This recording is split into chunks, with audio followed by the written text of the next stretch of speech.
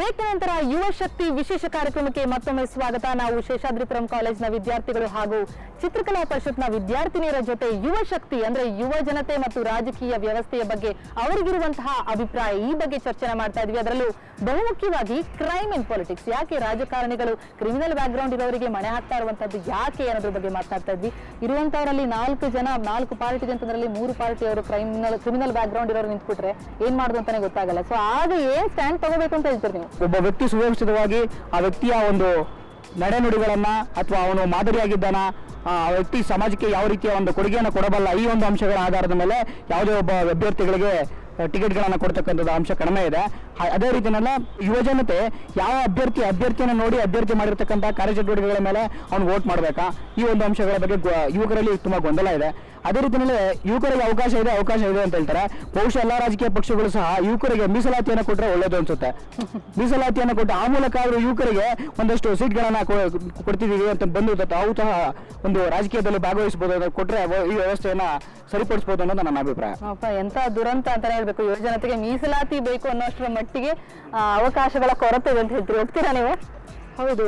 ನನ್ಗೇನಂದ್ರೆ ಇವಾಗ ಕಾಲೇಜಸ್ ಅಲ್ಲೂ ಮತ್ತೆ ಸ್ಕೂಲ್ಸ್ ಅಲ್ಲೂ ಈ ತರ ನಮ್ಮ ಟೀಚರ್ಸ್ ಅವ್ರಿಗೂ ಯೂತ್ಗೆ ಎಂಕರೇಜ್ ಮಾಡಬೇಕು, ಪಾಲಿಟಿಕ್ಸ್ ಬಗ್ಗೆ ಜಾಸ್ತಿ ಇನ್ಫಾರ್ಮೇಶನ್ ಕೊಡಬೇಕು.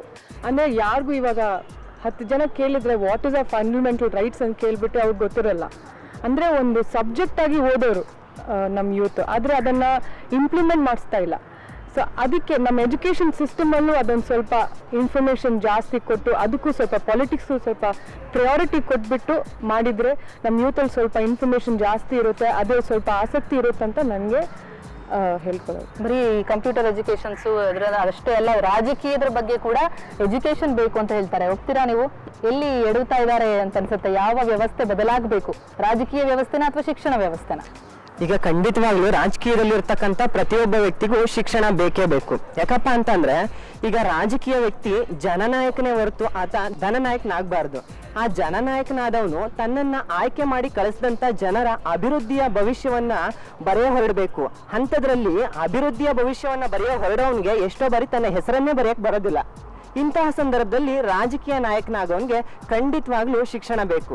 ಮತ್ತೆ ಎಷ್ಟೊಂದು ಬಾರಿ ಶಿಕ್ಷಣವನ್ನ ಪಡೆದಂತಹ ರಾಜಕಾರಣಿಗಳೇ ಎಡುವುದಾರೆ, ಆದ್ರೆ ಅನುಭವದ ಮೂಲಕ ಶಿಕ್ಷಣವೇ ಇಲ್ಲದಿದ್ರು ದೊಡ್ಡ ಸಾಧನೆ ಮಾಡಿದಂತಹ ರಾಜಕಾರಣಿಗಳ ಎಕ್ಸಾಂಪಲ್ ಕೂಡ ನಮ್ಮ ಎದುರಿಗಿದೆ. ಹಾಗಾಗಿ ಬರೀ ಶಿಕ್ಷಣ ಅಷ್ಟೇನಾ ಅಥವಾ ನಿಜಕ್ಕೂ ಒಂದು ಗೋಲ್, ಒಂದು ಗುರಿ ಮತ್ತು ಒಂದು ಒಳ್ಳೆಯ ವ್ಯಕ್ತಿತ್ವ ಇರುವಂತಹ ರಾಜಕಾರಣಿ ಬೇಕು ಅಂತ ಅನ್ಸುತ್ತಾ?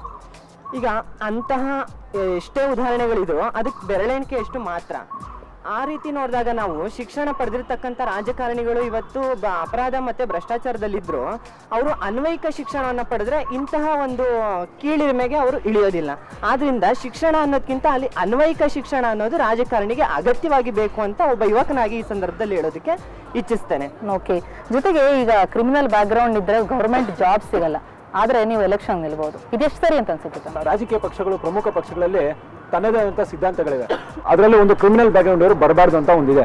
ಆದ್ರೂ ಕೂಡ ರಾಜಕೀಯ ಪಕ್ಷದವರೇ ಹಣದಾಸೆಗೋ ಇಲ್ಲೋ ಯಾವುದೋ ಅಧಿಕಾರದಾಸೆಗೋ ಪಕ್ಷದಿಂದ ಆರು ಬಂದರೂ ಕೂಡ ಕ್ರಿಮಿನಲ್ ಬ್ಯಾಕ್ಗ್ರೌಂಡ್ ಇದ್ರು ಕೂಡ ಮತ್ತು ಭ್ರಷ್ಟಾಚಾರ ಇದ್ರು ಕೂಡ ಅವ್ರಿಗೆ ತಾವೇ ಹೋಗಿ ಮಣೆ ಹಾಕುವಂತ ಉದಾಹರಣೆಗಳು ನೀವು ಕಾಣಬಹುದು ಈ ರಾಜಕೀಯ ಸಮರದಲ್ಲಿ. ಓಕೆ, ಹೋಗ್ತೀರಾ ಹಾಗಾದ್ರೆ? ಸೊ ಎಲ್ಲಾ ಪಕ್ಷದವರು ಮಣೆ ಹಾಕ್ತಾ ಇದ್ದಾರೆ ಅಂತವ್ರಿಗೆ, ಏನೇ ರಾಜಕಾರಣಿಗಳಿಗೆ ಅಥವಾ ಮತದಾರರು ಅಂತವ್ರನ್ನ ಆರಿಸುವಲ್ಲಿ ಹಿಂದೇಟ್ ಹಾಕಿದ್ರೆ ಆಗ ಸ್ವಲ್ಪ ಮಟ್ಟಿಗೆ ಕಡಿಮೆ ಆಗ್ಬೋದು ಅಂತ ಅನ್ಸುತ್ತೆ. ಎಲ್ಲಿ ಬದಲಾವಣೆ ಆಗ್ಬೇಕು? ಕ್ರಿಮಿನಲ್ ಬ್ಯಾಕ್ ಗ್ರೌಂಡ್ ಅವರಿಗೆ ಕೊಡ್ಲೇಬಾರ್ದು ಟಿಕೆಟ್ ಅನ್ನ ಅಂತ ಅಲ್ಲಿ ತಡೆ ಹಾಕ್ಬೇಕು ಅಥವಾ ಮತದಾರರು ತಡೆ ಹಾಕ್ಬೇಕು? ಇಲ್ಲಿ ತಡೆ ಹಾಕ್ಬೇಕಾಗಿರೋದು ಮತದಾರನ ಹಾಕ್ಬೋದು, ಹೌದು, ಈ ಪಕ್ಷಗಳು ಕೂಡ ಹಾಕ್ಬೇಕಾಗುತ್ತೆ. ಯಾಕೆಂದ್ರೆ ಒಂದು ಪಕ್ಷ ಇದೆ ಅಂದ್ರೆ ಒಬ್ಬ ಒಳ್ಳೆ ವ್ಯಕ್ತಿಗೆ ಟಿಕೆಟ್ ಕೊಡಬೇಕು, ಅದು ಬಿಟ್ಟು ಒಬ್ಬ ರೌಡಿಗಾಗಿರ್ಬೋದು ಅಥವಾ ಇನ್ಯಾವುದೋ ಅಪರಾಧ ಮಾಡಿರೋನು ಕೊಡಬಾರ್ದು. ಆದರೆ ಇವತ್ತಿನ ದುರಾದೃಷ್ಟ ಏನಂದ್ರೆ ಎಲ್ಲ ಹುದ್ದೆಗಳಿಗೆ ಒಂದೊಂದು ಕ್ವಾಲಿಫಿಕೇಶನ್ ಇರೋ ಥರ ಇವತ್ತು ಯಾವನೊಬ್ಬ ಕ್ರಿಮಿನಲ್ ಈಸಿಯಾಗಿ ಒಬ್ಬ ರಾಜಕೀಯಕ್ಕೆ ಬರ್ಬೋದು. ಅಂದರೆ ಅದೇ ಒಂದು ಕ್ವಾಲಿಫಿಕೇಶನ್ ಆಗಿದೆ ಅವ್ರಿಗೀಗ.